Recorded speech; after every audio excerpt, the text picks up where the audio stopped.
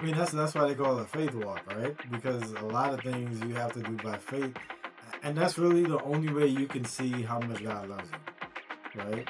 Because you can read the Bible all day and all night, but if you don't step out in faith, like you don't see the reality of God's love for you, because He's going to be with you in every step in every direction that you go in. Welcome to Authentic Beyond the Couch, the podcast where healing goes beyond the therapeutic room. I'm your host, Jirzia Blackmon, and together we will explore real, raw conversations about life, growth, and embracing your most authentic self. This is your space for courage, connection, and healing beyond the couch. Let's dive in. So, hi, and welcome to Authentic Beyond the Couch. I'm your host, Jirzia Blackmon, and I'm excited to have with me today Cami Roberts, and he is a licensed clinical social worker and a supervisor in New York. As you guys know, I am in Texas, San Antonio, Texas, but I wanted to bring Cami today, Mr. Roberts, or Cami as I call him. Cammy's fine. Cami's mine.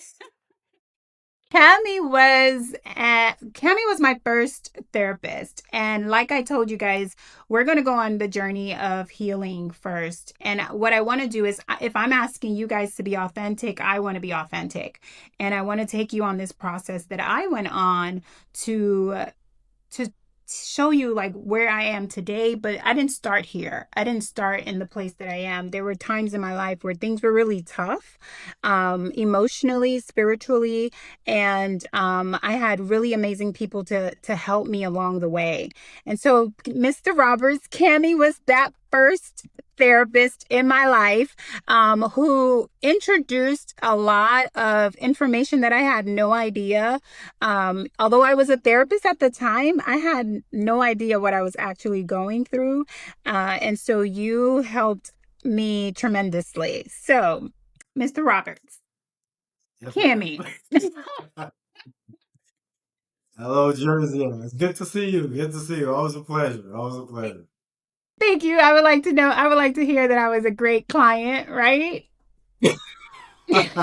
Yes, Jersey, you made me laugh a lot. I will say that, and I think your authenticity always rings through. Like even now, with the podcast. So you're somebody that definitely like kept it real, as they said. Like you spoke from the heart, and you were willing to do the work. So I think you saw even where you are now. I think you see a lot of that is as a result of you willing to look at tough things and uncomfortable things, which a lot of people aren't. So Mm. yes, you're one of the clients I look forward to seeing. And therapists know that's a big deal. Yes. So Right. talk about, can you talk about, you like you said, like I was one of those clients that was willing to do the hard work. Can you talk about that process? Like can maybe some of those clients that what's the hard work that you're talking about that you're referring to? Well, I mean, obviously it depends on why people come to therapy, right? But the hard work meaning that they're willing to look at why their life is not going the way they want it to go. Why is it that they're struggling with certain things? How come my relationships are messed up? How come at work I'm having trouble in relation? I'm not saying this is you, but I'm just saying in No, in general. general. Mm-hmm. So. And some people would just rather, go to a party or, yeah, go drink something or smoke something or have sex with somebody as opposed to actually looking at why is my life the way that it is, right? So it's a lot easier to just avoid your issues and, suppress them somehow. Yeah, that's a great point. And like you talking about, it's a lot easier to avoid issues. And our motto is where healing takes courage because people think, I think there's a misconception that going to therapy is like the easy way out. I'm going to tough it out. But I feel like going to therapy is actually courage and it takes hard work to face your issues, to face what you're going through, to face what you're feeling. What are your thoughts about that? Yeah, I mean, because I mean, think about it, right? There are days when you're like, I don't feel like talking about this, right? Gosh, I gotta talk to Cammy about it. You know, I mean, there's just some days where you just don't feel like talking about it. You'd rather do something more relaxing, right? So, and also there's some areas where you don't want to open that door because it brings back a Mm, lot of hard memories or tough memories and they're painful. So, it takes courage to look at those things and see how they're impacting you and how those people impacted you. So, it takes a lot of courage to open those doors because you don't know how you're going to respond to them, right? These things may have happened 10, 15, 20 years ago. You mm-hmm. got a nice corner right there. It's not bothering anybody. So, when the therapist says, let's open this door, it's like, I don't know what's going to come out, So, it takes a lot of courage to look at it. That's so true. That's so true. And for me, I feel like I was like oblivious to what I was experiencing, what I was going through. And you would ask me or just say some random stuff. And I'm like, what? Like, you would always ask me, like, so what is your fear? And I'm like, I'm not afraid. Like, what are you talking about? Um, but I'm gonna give you the floor a little bit. So I'm giving you consent. You went and you found my medical records. So I'm giving you a little bit of consent. Well, Um, so go pull it up. Pull it up. We're being well, authentic here. We're being yeah, I got authentic. you. So if we looking at what you had to refresh your memory because it's been a while, right? I think Did you know it's 2016 you came to see me? no way. Yes, right. Wow, I that's didn't a realize it long was that long. no, no. But that Yes. makes sense because I ended up moving to San Antonio in 2017. So therapy helped you to get out of New York? Is that what It you're saying? did. It absolutely Oh, it did. did. Okay. Yeah. Therapy helped me to unlock a lot of things that I was really stuck in. Um, and therapy really helped me to understand that for some reason I feel like I was tied into the idea that if I left I was a bad Christian. If I left the church I was a bad Christian. If I even made any decision on my own outside of the church, um that I was wrong, I was bad. Like I feel like we were really, and I'm not going to speak for everyone, I'll speak for myself. I feel like I was taught that I had to stay in my church, I had to stay with my people. I wasn't even allowed to visit other churches. Like it was wrong. And so I feel like coming to you and you being a Christian and you telling like you would just say like it doesn't mean you're not a Christian. Right. And you would just say it like duh. And I'm like, really? It doesn't? Well, I mean, listen, I try to look at things from the lens of like how the Bible speaks about it, right?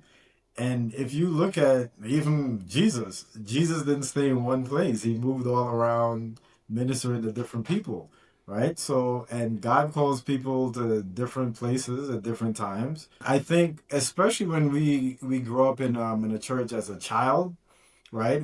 That's the only world we know. We feel like that's our second family, and it feels almost like we can't leave the family. How are you gonna leave the family? That's like like you said, blasphemy. Like that's you can't come back from that.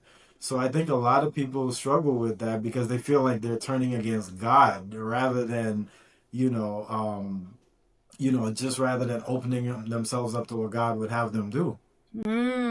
That's deep. I think that, and that's exactly what I was experiencing. I feel like it wasn't leaving a church. It felt like, and like you said, second family, I would say first family because they were like closer to me than my actual biological family.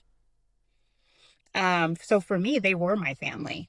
And, and I think especially because that misconception, like my biological family, they weren't saved, right? So then the church home became my actual family. And so leaving, I love how you said it, like it's sort of like you're leaving home. and you feel and you're connecting subconsciously home to God. Um and that makes you stuck because you feel like you're abandoning God. I mean, as you're talking, I'm thinking, let's look at Abraham. What's the first thing God told him to do? Leave your family. Leave your family and go to a land without send you. And he didn't even tell him where he was going. Right. Mm-hmm. Exactly. Right. So, Joseph, granted, he left in a different way, but he went to a Mm-hmm. whole different country. Right? Mm-hmm. So it's God's not limited to one church and one place, especially when you have like the abilities that you have, in terms of therapy, in terms of if I remember, you're a worship leader, right? So those are things that can be used anywhere across the world, right? Mm. So God's definitely not limited to one place. Yeah. It's so hard because you hear it, but I can definitely see that back in 2026, 20, it was a 20, what you said, 2020 2006 was it? No, 2016. Okay, 2016. 2016. Back in 2016, I really didn't believe that at all. And you know what? My husband would always say to me, like, my husband would say those exact words. And if he hears this podcast, he's gonna be like, I told you so. Why are you over there paying people money? I have already told you that stuff. But it definitely didn't feel that way. And it's so funny because back then, at the time, I don't even feel like I was hearing from God. But in 2017, when I had made the decision to leave, God was using that same example that you had mentioned about Abraham, and he had me reading those scriptures and understanding, like, where he told Abraham to go, and he didn't tell Abraham where he was going. He just said to go to a land where I would send you. He said if Abraham just made the first steps to go, Right. and then he Right. would then continue to show the way. And Right. yeah, so no, that makes a lot of sense. Um, so tell me what you looked at my chart. So I'm what not the best note taker, so go ahead. Go ahead. I'm sorry. What was your question? what popped up? What popped out, or what stands out to you? And if it's not something I want to share, we're just gonna edit that part out of that. Okay, fine. So so I had three things that you came about, right? So Okay. we talked about the issues at church, right? We talked about like issues with your dad, and then also childhood trauma, right? So, Mm. and I think that it was a process in just helping you, because the thing is this, right? When you live your life, that's normal to you, Mm-hmm. whatever that normal is, right? It could be the worst thing or the best thing. It's just normal because that's what you're used to. Mm-hmm. So I think for you, it was hearing certain information that seemed normal to you and someone framing it differently, and you're like, oh my God, like how could I not know this, right? Mm-hmm.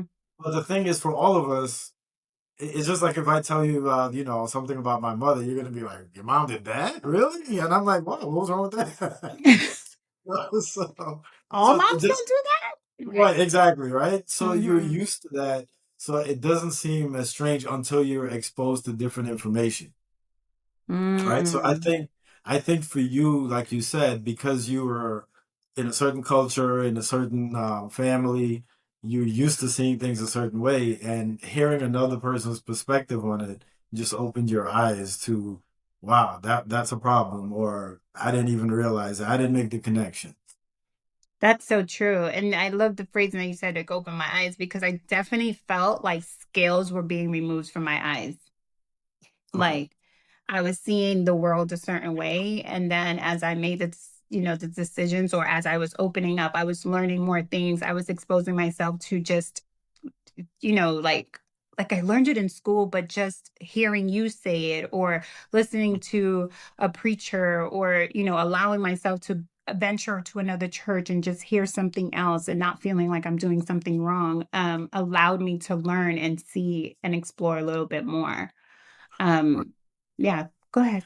Well, let me ask you something. Like in terms of the church reality, like wh- had you gone to different churches? Like, had you experienced different pastors or services? Not really. No, no. So I was in that church since I was 5 years old. Okay. All right. And you didn't venture out at all? Like, No, okay. we were allowed to visit some churches. Like you were allowed to visit some, but not like go to another church. No. Okay. Because And yeah. and even if we did, it was like within the same denomination. Okay.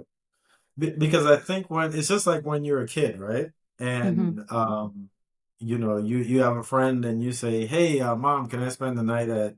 I mean, listen, some people don't allow their kids to spend the night out, right? Right. But when you go to somebody else's house and you're like, oh my goodness, like this is how come we don't have air conditioning? Like how come the fridge is full, like of food? You know what I mean? So you start to see that there's a whole different world. Just like for example, like people that live in New York, like the guys Hmm. that live on the block, right? They just stay in the corner, right? Hmm. And they don't know what the rest of the world looks like, right? So it's when you get exposed to different things, you're like, oh my God, like, I want more for my life, Hmm. right? I want to do other things, right? So similarly with the church, if you go to the same thing happened to me, but I went to another church. I was like, oh my God, like I feel God's presence here. Like, what are they doing back in my church? Yeah. So, but yeah, so you want to expose yourself to different experience. Yeah, yeah, that's good. And I remember you would even say that in therapy, you would be like, I guess you normalized a lot of what I was experiencing. You would normalize it. You say things like, well, no, that makes sense. And, when I think you talked about like your church and like your transitioning too, like just normalizing like the thoughts that I would have and the feelings that I had made me feel like, okay, I'm not alone. But then you also would give me like kind of look a way to look at it a little differently. Like try Okay. this on. Like have you thought about this or what if you think about that? Well, yeah, and just seeing like, well, that doesn't mean that you're not a Christian if you explore a little bit, if you think a little differently. Mhm. Yeah. Well, So yeah. Okay. no, go ahead. Well, I was just gonna say, I think for you, it seemed like you, if I remember that you needed permission to to like what you were feeling, like you needed permission to believe that this was actually accurate, right? I'm feeling horribly about this situation. I think I should leave, but it's bad, so I can't do this, right? So it's almost like we suspend reality and we just think about the needs of others as opposed to what we're experiencing, Mm, right? yeah. So Mm-hmm. so once I feel like once you got permission to say, hey, well, I don't like this or this is uncomfortable for me or it doesn't make me happy, I feel like you're ready to fly after that. Yeah. Yeah. Scared, but I was flying. Yes. So what do you Well, say? Go ahead. I was just gonna ask you, so for you in terms of moving from New York to Texas, like what was that like for you, considering like you said you had been in one place most of your life? What was that like for you? I felt first I felt like I was still doing something wrong. I felt like a ship without a sail. Like I felt lonely, I felt scared. I mean, if I had experienced depression if I hadn't, like I was absolutely depressed. Um it was I was just so sad. I felt abandoned. I felt like a child without a parent. Like I felt, I really, it was horrible. It was a horrible season. Um, I was scared to move. I was trying to listen to God and like every word would be confirming. Like every word I listened to would confirm. And then I thought that was weird. I'm like, am I listening to hear that I gotta leave? right? Like, am I just listening to words that are, that would justify me leaving? I went to Women That Are Loose that year, and it was in Dallas. And then I went to the leadership conference in Dallas or Florida, one of the two, and just confirming. I would listen to podcasts. I listened to preachers. I listened to like different things that I would read, my own devotional, and it was all confirming that I needed to leave and I needed to move. My husband and I even got a word from a really close friend who was not privy to what was happening, and he's like, "I don't see you guys staying here. I see you guys going to another state."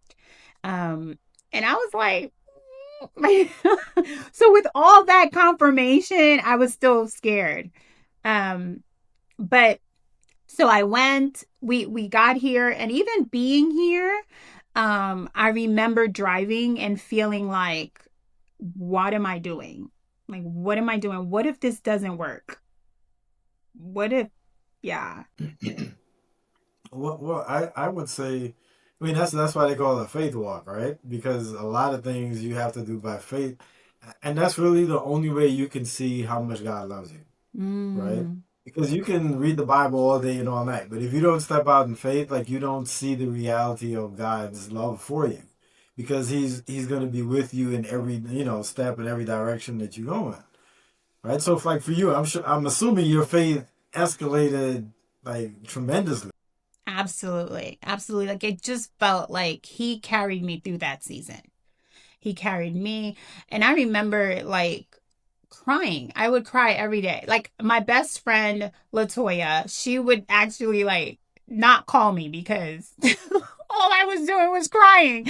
And I was in Texas already at that point. And every time she called, all I would do is cry. And she's like, "Would you just stop crying?" I would cry every day. Yeah, it was scary. It was lonely, but then I also felt like I just felt that rush, that assurance, like God's got me. Like God got me. And um as things began, I think we kind of went through a really even tougher time here a little bit. I think, and it was more like our relationship, my husband and I relationship, but then um to see where God has us now, like looking back, it's like, thank God. Like, thank God. Yeah. But yeah, that season was really, really difficult. Hmm. Yeah, yeah. It's that's the thing with change, right? Like you gotta remove yourself from the familiar, right? And that's a grieving process, right? Yeah. Like you said, you're used to living your life a certain way for years, and now, I mean, New York is like the complete opposite of Texas, just in terms of how it's like, how it's situated. And it's you miss the corner store, and you miss the being able to jump on a bus and go somewhere at any time of the day or night. Hmm. There's a lot of convenience, but then God says, well, I got more for you. So it's not just about what's convenient, but I got, I want to take you to a different level. Yeah. So you know I definitely went through that grieving process. Yeah. You said it right. There was definitely a grieving process of that move and that transition and that change and giving up of something that was so normal and so like home for me. But you mentioned three things. So you mentioned the church thing that I went to you for. You mentioned my daddy issues. Let's talk about that a little bit. Because I'm sure you have clients and I'm sure people who are listening struggle with not having uh male figures or having so for me two male figures in my life, my biological father who was an alcoholic, and I wasn't really raised with him for most of my life, and then my stepfather, who I feel he was amazing. He was an amazing father. He passed actually a few years ago here in Texas, but yeah, he died of cancer. um and and but I feel like he was present, but he wasn't really present because my mom really took ownership of the house and really ran things. And so but he was an amazing stepfather. And so and I think what really made me struggle because with the church thing, because it had to do a lot with the father figure. And it's like, so that was affecting a father figure in my life. And then, not having a relationship with my biological father, and my stepfather being present, but not really present. Um, and then feeling like I was either doing something wrong by my heavenly father. Hmm. Wow, there's a lot of fathers there. All right. A lot of fathers. A lot of father stuff going on. And I remember because then I lost, so I left in 2017, I left, right? But grieving the spiritual father, right? And then my biological father died, I want to say 2018. So like 2017, August, we moved to San Antonio, and he called me for the first time on his own, first time in December of 2017 for Christmas. Called me and wished me a Merry Christmas. Yes. And then he died in January. Yeah. And I remember asking God, like, why would you take away my spiritual father and then introduce my biological father and then take him away again? Like take him away. Like I was thinking, oh, wow, we're going to finally have a relationship. Um, and then, my stepfather was always there. He passed recently, so that wasn't really affected. But then feeling like hurt, like I was doing something wrong with my heavenly father. What are your thoughts about that, therapist? Put me on the spot here. Well, I mean, listen, I think that I mean, like and I think you know this, right? Where your relationship with your parents, right, specifically your father, impacts the way that you see God, right? There's no way that you can have a distant relationship with your earthly father and readily accept your heavenly father, right? Like that doesn't happen, right? So God has to do things in your life to show you that He's faithful and He's real and that He loves you and nothing is going to happen to you and He's going to protect you in order for you to remove the image of fathers are bad, Mm-hmm. right? He has to do that, right? Mm-hmm. Because it wouldn't be fair for God to expect you to trust Him if He didn't give you a reason to trust. Say that again. Don't ask me to repeat it. I'm getting old, girl. I do the same thing. It's my ADHD. I'm like, I don't know what I Right. just said. You should have wrote it down when I said it. But right, so God can't expect you to trust Him, right? Based on the background that you've had, Mm-hmm. right? So Mm-hmm. He has to, involve Himself in your life in such a way that you start to think like, okay, maybe I can trust God, and okay, all right, I can trust God, and I definitely can trust God, right? So Mm-hmm. it's like stages that you go through in Mm. order to where you get to the point where you feel like, okay, well, God said A, I can go A, or He said B, I can go do B, right? Without having to worry, is He gonna like disappoint me like my earthly father did? Is He gonna Mm. be absent? Is He gonna, not show up when I need Him to, right? So that's a process. Right, so it's not something that happens like in 5 minutes, and sometimes people get discouraged and they leave church because of it, right? Because they want Mm. God to fix everything like right away. Mm-hmm.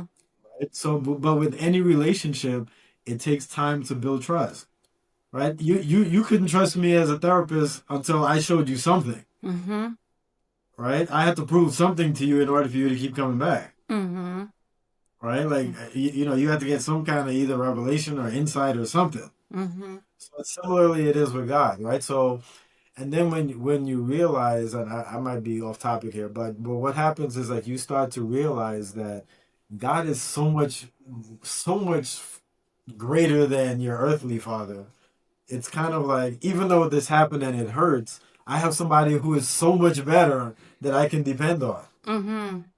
right? And that takes away a lot of this thing, like the closer you get to God, right? So and the other thing also is that God start like you said, like with your biological father not being there, God sees the need that you have, and then He starts to bring people into your life who replace that person that wasn't there for you. Mm.